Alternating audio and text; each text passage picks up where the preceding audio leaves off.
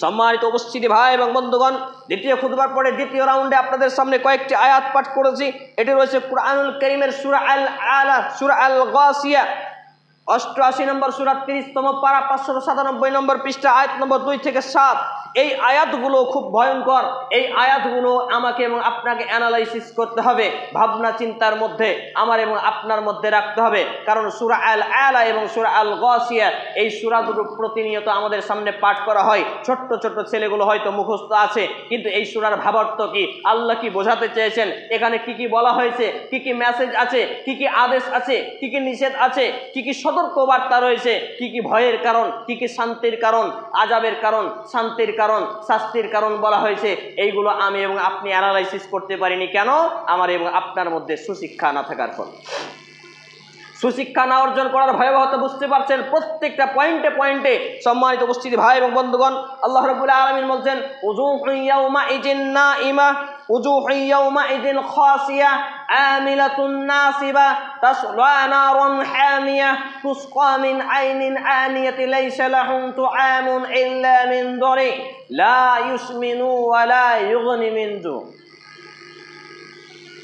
আয়াতগুলো পড়তে গিয়ে বলতে গিয়ে অনেক সময় বাকরুদ্ধ হয়ে যায় যে না জানি মৃত্যুর পরে আমার অবস্থানটা কোথায় যায়।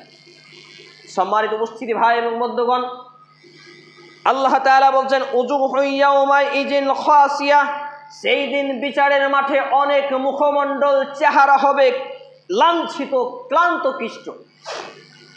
তাদের চেহারা ভাব প্রকাশ করবে। মনে করুন একটা চোরকে মেরেছে কোনো এক পাড়ায়, ও যখন রাস্তা দিয়ে অন্য একটা এলাকা দিয়ে হেঁটে যায়, এলাকার লোক বুঝতে পারে কিছুটা একটা হয়েছে, তার চেহারায় একটা ভাব প্রকাশ হয়।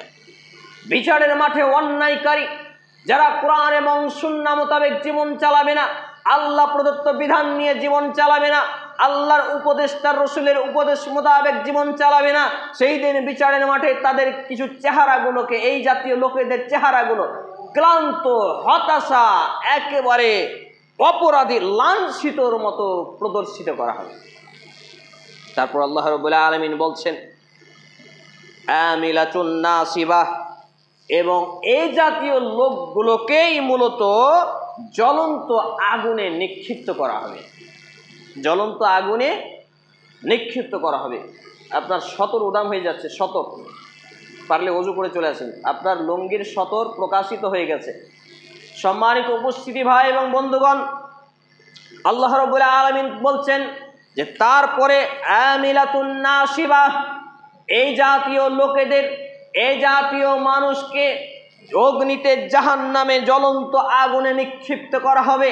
সুপ্রিয় ভাই এবং বাবা জীবন, আমরা যে দুনিয়ার আগুন ব্যবহার করি, আমরা যে দুনিয়ার আগুন নিয়ে ঘাটাঘাটি রান্না বান্না করি, ব্যবহার করি, এই দুনিয়ার আগুনের থেকে 69 গুণ ভয়াবহ তেজাল আগুন সেই দিন গ্রাস করবে কিয়ামতের মাঠে থেকে যাদেরকে জাহান্নামে দেওয়া হবে তাদের।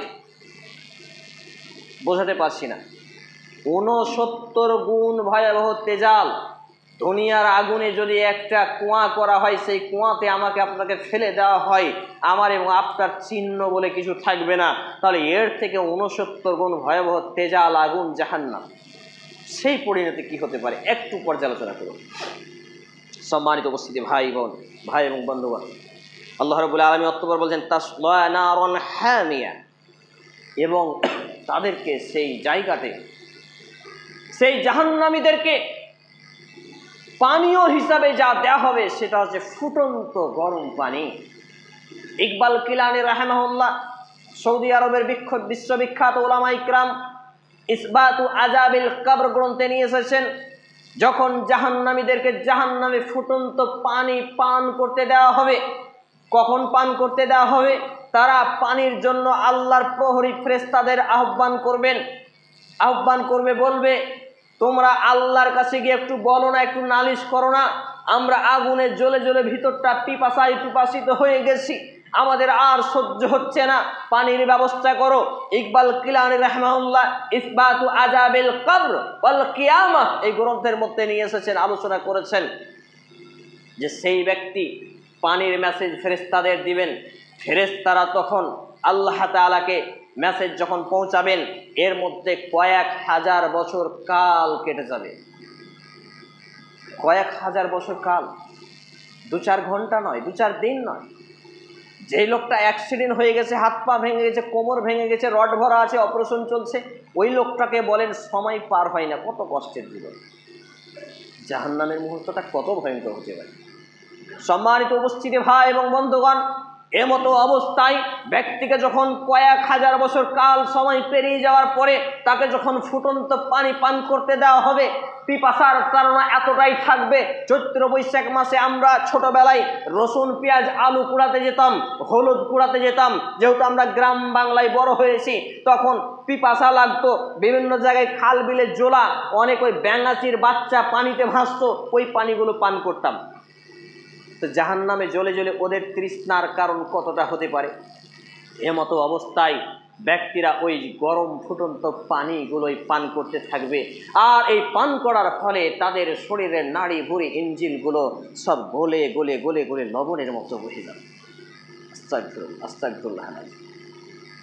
সম্মানিত উপস্থিতি ভাই এবং বন্ধুগণ, একটু অ্যানালাইসিস করুন, পর্যালোচনা করুন, তাহলে তাসলা নারন হামিয়া তুসকা মিন আইনিন আনিয়া। এবং তাদের আবার ক্ষুধা লাগবে, ক্ষুধা নিবারণের জন্য তারা কি করবে? ত্রাহি ত্রাহি করবে, চিৎকার করবে, জাহান্নামের প্রহরীকে ডেকে বলবে, তোমরা তো আল্লাহর সৃষ্টি, আল্লাহর সৃষ্টি, তোমাদের খাওয়া লাগে না, পেশাব লাগে না, পায়খানা লাগে না, তোমাদেরকে আল্লাহ তার নূর দিয়ে সৃষ্টি করেছেন, যাও একবার আমাদের নামে নালিশ করো, আমাদের যেন খাদ্য দেওয়া হয়। তখন তারা এই মেসেজটা দিবেন, কয়েক হাজার বছর কাল কেটে যাবে। অতঃপর যখন তাদেরকে খাবার জন্য দেওয়া হবে, আল্লাহ তাআলা এখানে কি বলছেন দেখেন, তুসকা মিন আইনিন আনিয়া, তখন তাদেরকে কাঁটা যুক্ত ডাল ঝাড় গাছ দেওয়া হবে। নাউযুবিল্লাহ মিন যালিক। কাঁটা যুক্ত ডাল গাছ, যেটা জাক্কুম গাছের বর্ণনা পাওয়া যায়। এই কাঁটা যুক্ত ডাল বা গাছ ক্ষুধার তাড়নায় মানুষ চিবাতে থাকবে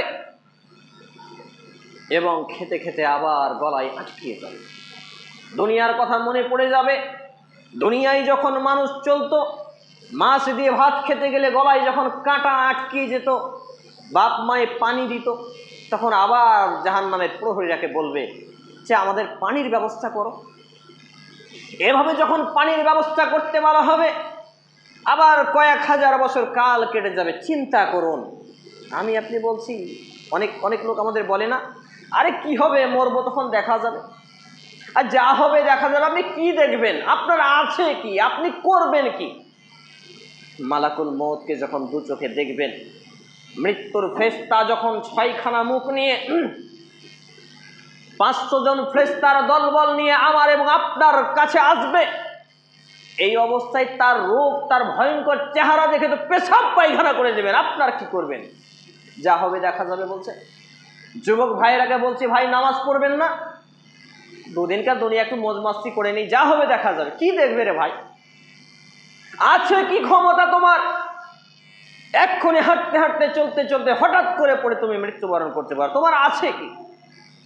5 তলা থেকে লোক পড়ে যায়, মৃত্যুবরণ করে না। কলকাতায় একবার ছিলাম, 4 তলা থেকে একটা লোক মিস্ত্রি সেলাপে পড়লো, তারপর আবার নিজে পড়লো, কিচ্ছু হলো না, একটু মাথা ফাটলো, হাত ভাঙলো, শেষ, কিচ্ছু হয়নি। একটা লোক হেঁটে হেঁটে যাচ্ছিল, টুস করে পড়ে ওইখানে স্পট ডেড, মারা গেল। কোনো গ্যারেন্টি আছে? আমি এখানে খুতবা দিচ্ছি, জিন্দা যাব নাকি আমার লাশ যাবে, কোনো নিশ্চয়তা আছে? আপনি এখানে খুতবা শুনছেন, আপনি যাবেন নাকি আপনার লাশ যাবে, কোনো নিশ্চয়তা আছে?